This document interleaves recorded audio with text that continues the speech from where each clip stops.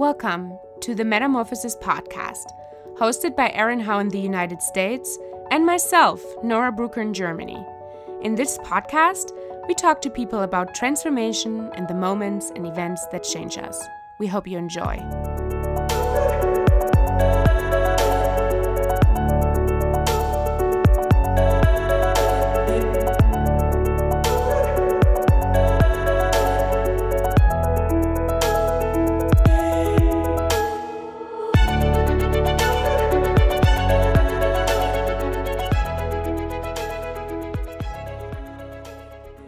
The beauty of life is that there's so many different ways of living it.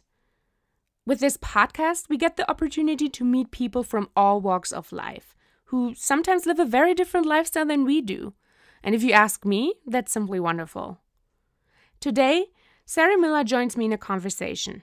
Sary is a nomad, a person that finds her home wherever she currently is, and who never really stays at one place for a very long period of time. Sary lived in various different countries, in many states in the US, and also in several very rural places. Be that in a national park, or with communities that most of us probably only ever heard of in stories. Like the Rainbow family, that you're definitely going to hear more about later in this story. But let's meet Sary first. Just a quick note. Sary's part of the interview actually took place outside. So if you hear a couple of sounds here and there, please forgive us. After all, Sary's living her nomad life. Who is Sary? I am a healer and a transformation coach. I am a very alternative sort of human being I've come to understand. I am 32 years old. I am currently transitioning from California to Oregon, which is very exciting for me. And yes, I'm a magical being. I consider myself to have the purpose on the planet of being a catalyst and a muse for people to kind of evolve and wake up to their next level. Like, I really believe we're coming into a stage of human evolution where we're all sort of going to realize how much more connected we really are and how much we are beings of light. And you spend a lot of your life not stationed at one specific spot, right? You've pretty much lived a very nomad life. I have. I have lived in 19 different states. I have lived in 4 different countries. And I sort of started traveling very young. And for a while I was doing it like I was traveling, every 2 weeks to 3 months and would find places that I would stay as long as maybe a couple of years. I had my longest stint in one place in just recently. I was in Glacier, Washington for 4 years, which felt like a huge amount of time to me. I bet. What made you stay there for that period of time? When I found this town, Glacier, it was through the amazing snowboarding mountain, Mount Baker. I had never snowboarded before when I moved there, but I knew I really wanted to try it. So I moved there, got a job at Mount Baker, and just fell madly in love with the community and the mountain and with snowboarding. I went on to become a snowboard instructor there and sort of like rise up the levels in the company. And the little town itself is just like, it's nestled in the rainforest. There's ferns and Doug firs and cedar trees everywhere. There's all these amazing medicinal plants and it's a town of about 250 people. So you just know everybody. There's no cell phone service in town. And so it's like really kind of old fashioned. It's still really people oriented and people connected. And even when I moved there was the very first year that they had internet connection in that town. Wow. Before that, there wasn't even internet. That was 2015, yo. That's insane. That is rural. Yeah, it definitely is. So what made you become such a nomad? Like, what was the catalyst where you said, okay, I don't want to just live at one specific point or in some specific city or something like that, I want to explore the world? Like what made you do that?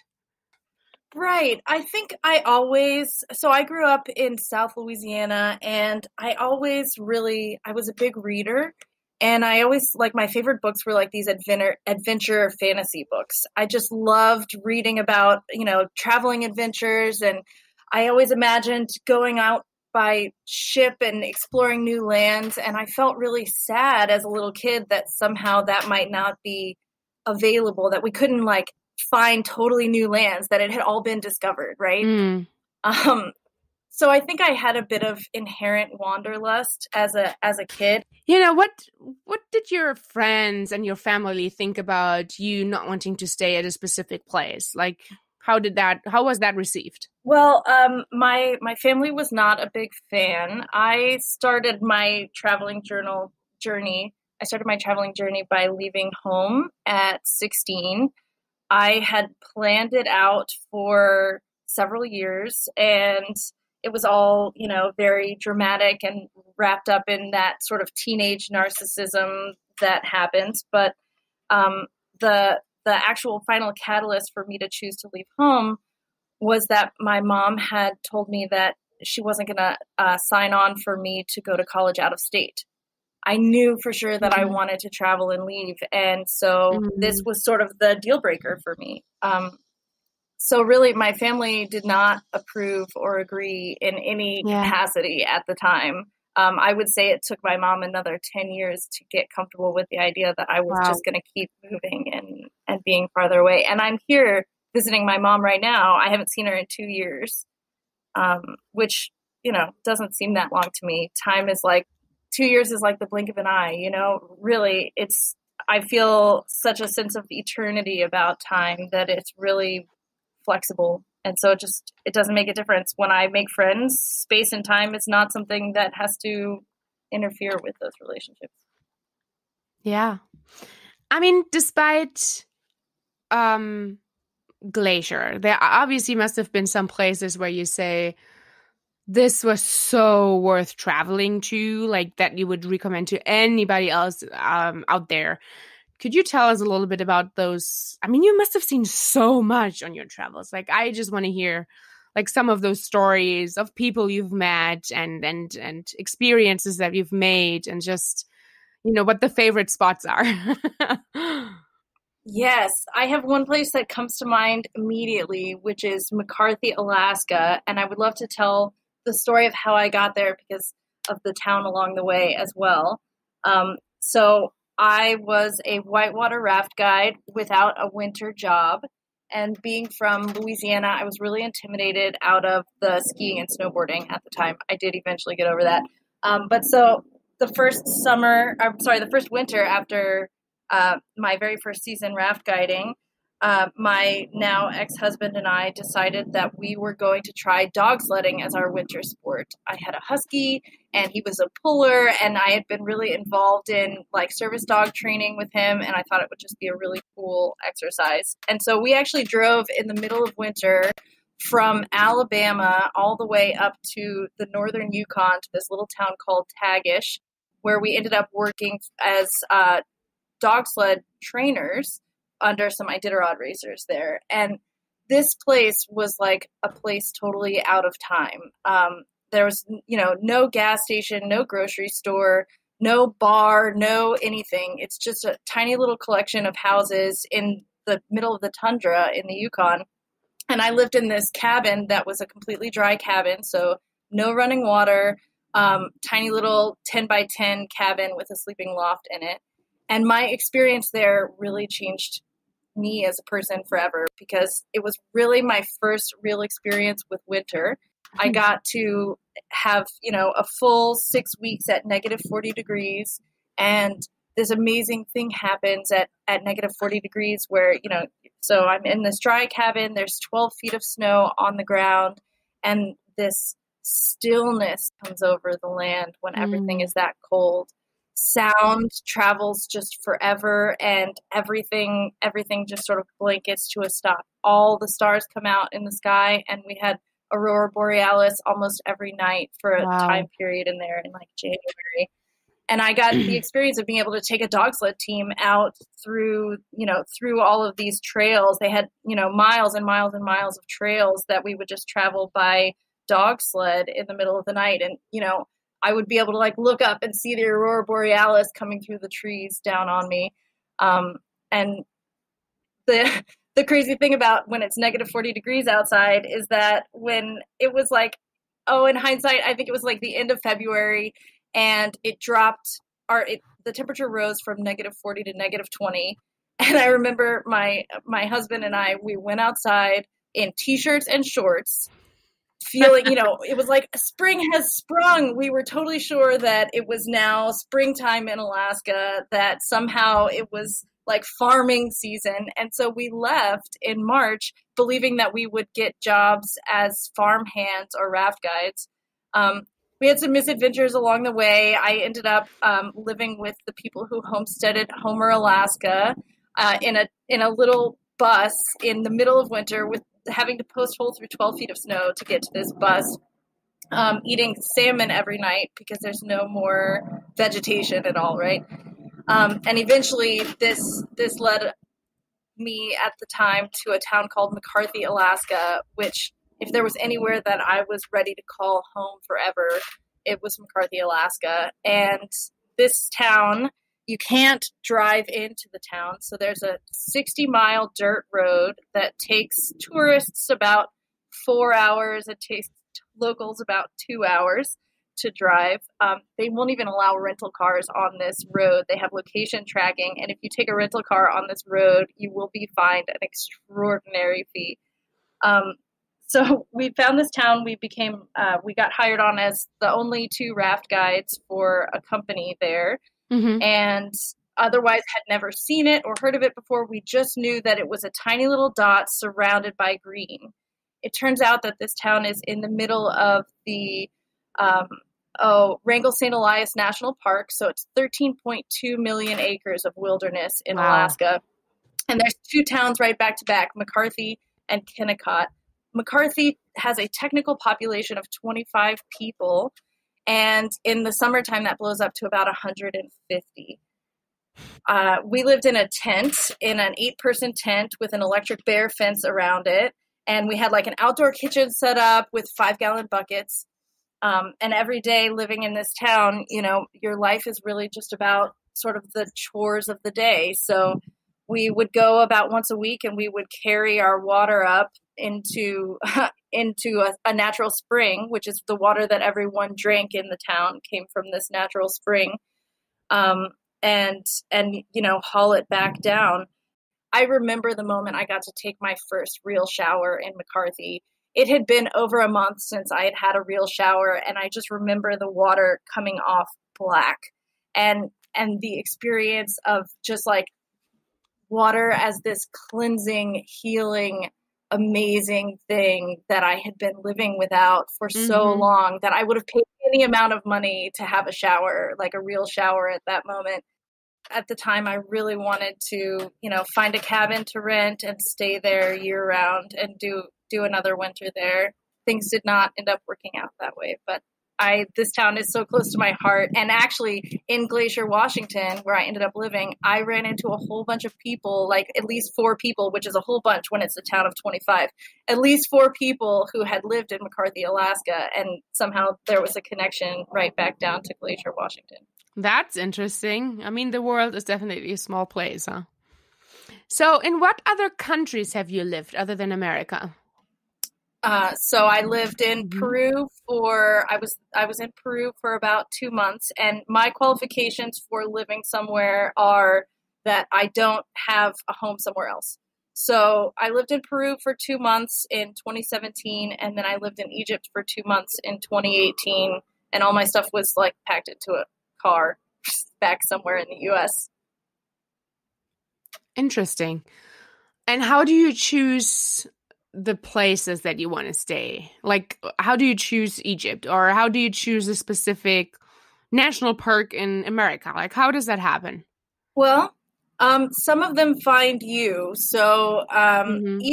Egypt found me. I didn't have any sort of major inclination to go there, but I had started working with this healer, and I had been sort of apprenticing with him. We worked together in LA for about 6 weeks, and at the end of that time, he said, I really want you to see Egypt and come work on the Bedouin people there, which is what he feels his real purpose is. So he took me there to hang out in the Sahara Desert on the edge of Giza and work on these Bedouin people and sort of learn, how he was bringing acupuncture and essential oils and sound therapy to work in Egypt, which was very cool. But some places, like I love maps, which I Mm-hmm. imagine every nomad must love maps. I love maps, and the way that I found a lot of the places that I lived was based on rivers. I was a raft guide, and so I would find myself Sure. deeply interested in some river, and then would see, what towns are around that river. In fact, I'm moving to Hood River, Oregon right now, and the way I found Hood River was from the White Salmon River, which runs right there through that town. And it's like the most amazing river in the world. It's, class 4, really high adventure river, but the most clear water, and it's got ferns all along the side. They removed a dam there about 7 years ago. And so this river just has this major, huge gorge that it goes through. And when you're traveling it, oh my God, you just feel lit up from this river. And that's actually why I'm moving to the town I'm about to move to. So other than that, I look at maps and I see what is surrounded by big swaths of green. Sary got into the nomad life because she left home while she was still in high school, and she soon found herself in a precarious situation that ended up with her becoming homeless. She spent the rest of high school relying on friends to give her shelter, or actually sleeping outside, like in train stations. As soon as she finished high school, Sary felt free to do and live as she pleased. She began her first road trip across the country and ended up in Arcata, California. In Arcata, she navigated naturally to the biggest green in the area, which were nothing less than the redwoods. That's when she encountered a way of life that seemed to fit her perfectly. I encountered a whole crew of these dreadlocked hippie kids who were hanging out, smoking weed in the park during the day, and they would retreat into the woods at night. And I was fascinated. I was like, what are these people doing? They're all homeless, just like I've been for the last 2 years, but they're thriving. They have a sense of community. They're eating breakfast together and cooking meals together. And they're living in this amazing, beautiful place. They're living in the redwood forest. They're literally living in trees. And so I promptly moved in. I was like, well, I need to know more about this. I sold, done. And I stayed there. I stayed living there for probably about 2 months that first stint. And the people that I met there ended up connecting me to what's known as the Rainbow Family, which is an international and sometimes well-reputable and sometimes ill-reputable community of people. They call themselves the Rainbow Warriors of Living Light. And this community of people was, from what I gathered at the outset, was all about living really in harmony with the earth, with the land, and leave no trace ethics. And they would have rainbow gatherings, national, state, local rainbow gatherings, where all of these people who were living these really alternative lifestyles would connect. No money was allowed in there. Everyone would come set up camp and create kitchens and create ways to give back to the community. And I absolutely loved that idea. I was really, really taken away from capitalism and consumerism, and I was really interested in, finding out how to live a more tribal lifestyle, a more, native lifestyle, something more in tune with Mother Earth. And so the rainbow family was like a thread of theme that would persist throughout all of my nomadic times. And there's like this funny thing where you see someone else from the rainbow family and you just know it by the look on their face. You just know right away. and you feel totally comfortable to walk up to them and be like, hey, I've never met you before, but you're my brother or my sister. Let's hang out. Can I help you? You know, let's connect in some way. So I had a few people from the rainbow family really persist. I met the very first guy I got engaged to. I met through like a random rainbow family connection in Boulder, Colorado. And he was living in an apartment at the time.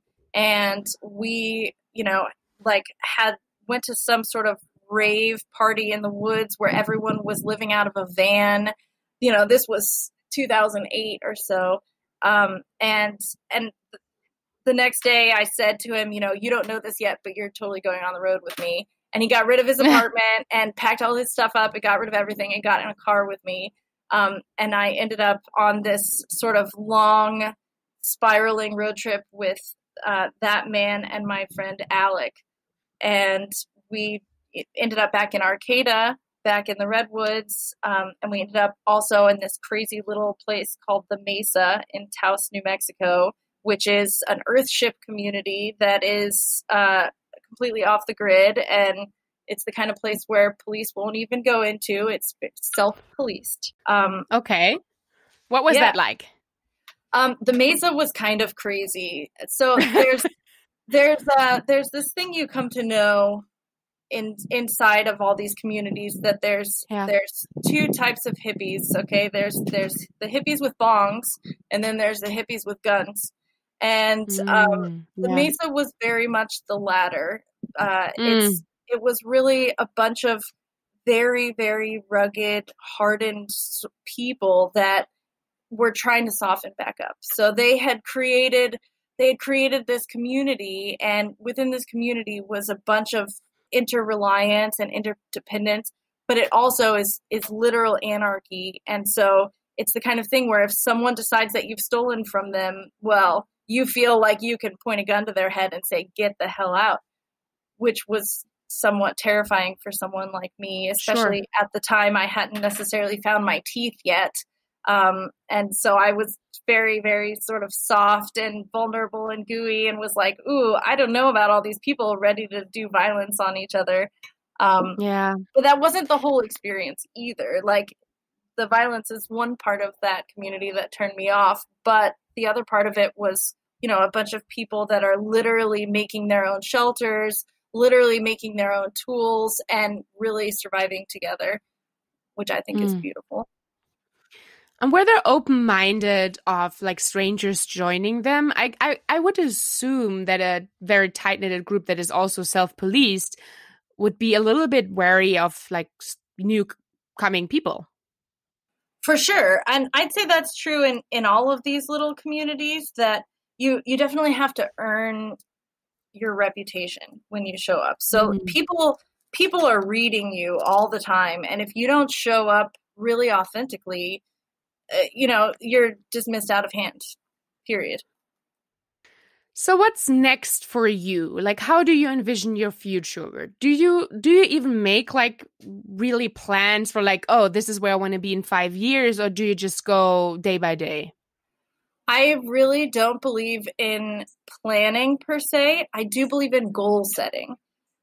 So goal setting and intention setting is very, very important, but planning, that even the word comes across to me as rigid. I don't want to close myself off to potentials and opportunities. I don't want to have such an idea of how things are going to happen. I'd rather create a what and a why and let the how work itself out. Have you ever been scared? Like, have you ever considered that this is also a risky life? Like, you're out of civilization sometimes, and you're in a very tight-knitted community. I'm just curious, like, were you ever afraid? Were you ever in a situation where you felt like, okay, this is a little bit risky? What is that like? I mean, I love the forest. I love nature and stuff like that. I live right next to the forest, but I get scared sometimes when I'm alone in the dark in the forest. I just imagine that there must have been some situations where you also felt like, I don't know, this is a weird moment. So I'm going to split this answer into two categories: people and animals. Mm-hmm. One thing that traveling has taught me deeply is that most people are good. And I realized that a huge chunk of the world wouldn't agree with me. Even my own mother doesn't agree with me necessarily on that. But I have found overwhelmingly that when I have been alone, down and out, scared, suffering in some way, that humans show up and help. That humans really, at their core, are socially good people. And I have had some human experiences that were scary, but I also, through the process, you start to learn two big things that are really important, I think. One is situational awareness. When you're traveling, especially a woman traveling alone, man, you better have eyes in the back of your head, right? Because the whole world says, people are going to steal from you. People are going to try to rape you, kidnap you, kill you. And so you just better be really, really aware. You get really good at reading people. I hitchhiked for a long time, and I have absolutely gotten into a car and then gotten back out of that car within 5 minutes. And that's a really uncomfortable situation because, social politeness wants to come in. But you really have to just have this, trust your gut feeling, and you just have to say, listen, my apologies. Make up an excuse, say whatever you need to say, but I need you to drop me back off. Thank you very much.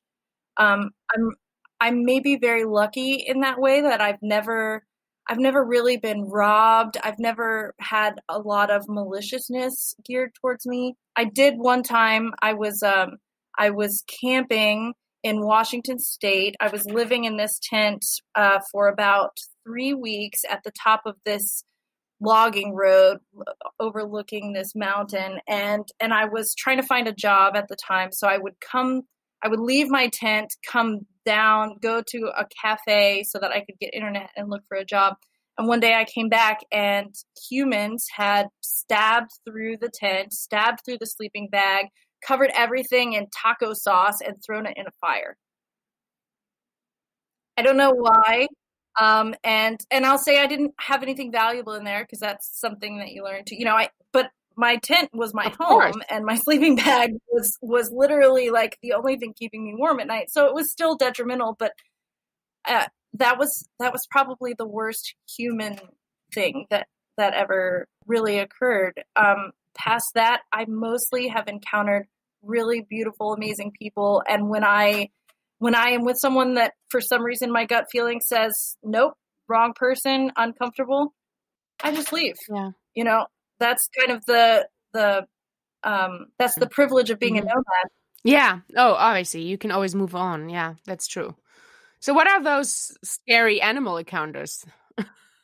Yes. So the first one that comes to mind is when I was, it was one of my first cross-country road trips, and I had landed myself in Big Sur, California during Been there?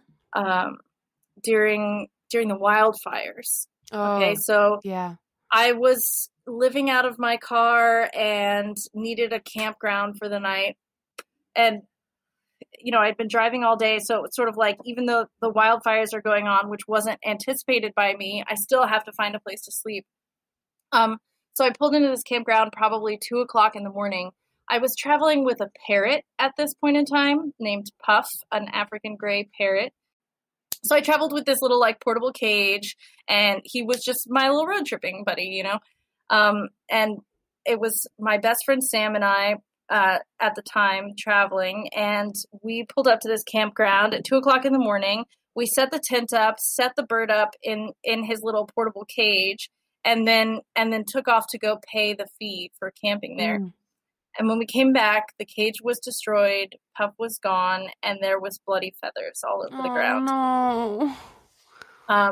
We spent that night in like this mosquito net tent, and you could literally see like 10 or 11 lynx circling the tent all night. I had never seen a big cat before. Yeah. And I spent that whole night awake, just having no idea what to do about it, right? Like I can't sleep, but I also didn't feel like I could leave. I didn't feel like I could move and get out of the tent. It was a total freeze survival response where I was just like, I'm laying here, my bird's dead, and I'm like, I just have to survive this night while these lynx stalk me, stalk my tent with these bloody feathers. So that's the first scary animal experience. The rest come from Alaska. Alaska has so many more apex predators than most of the United States. And McCarthy is surrounded by grizzly bears and black bears. So I was a raft guide, and in order the put-in for the rafting area at that time required me and Henry to roll up a raft, and then you double arm a raft. So it's like one arm on each side linked to the other person's arms on each side. And we'd have to carry the raft with our arms around it like this, linked together, and carrying it 1.5 miles down a trail to then go back, grab a pump, go back again, pump the raft up, and get ready for customers. Mm-hmm. And while we were there, a mama bear moved in. And every single day, we would see this mama bear watching us. One day, we ended up, and our hands are full, right? Our hands are full. One day, we ended up directly between mama bear and baby bear. Oh, no. And it was like, that this is not the spot to be in. Nope. But also, we're pretty stuck. We've got the raft. We're right here. So we ended up ditching the raft completely, knowing that we might lose a $2,000 raft to the bears, and walking away out of the situation and having to wait until the mama bear and baby bear rejoined.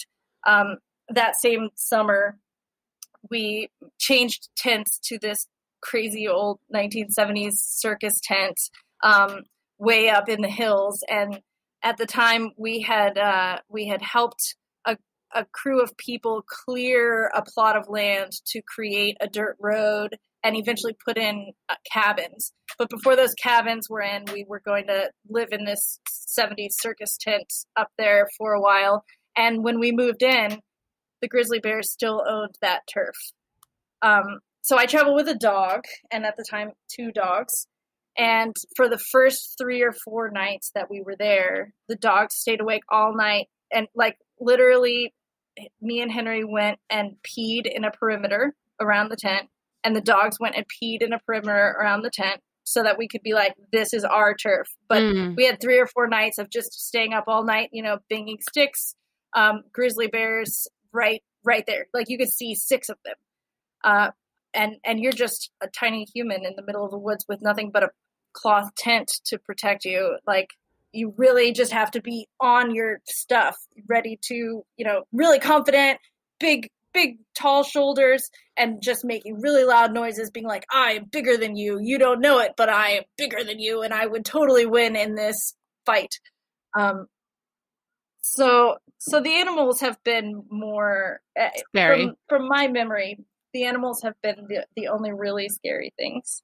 Your world is very much defined by your beliefs and what you focus on. And I really think that if you focus on those bad things that happen to you, that really has a dramatic effect on your life going forward. So I've had some bad things happen for sure, but it's like I choose to focus instead on my gratitude for the people that have really just been amazing and gone out of their way to help and be friendly and be kind and be communal.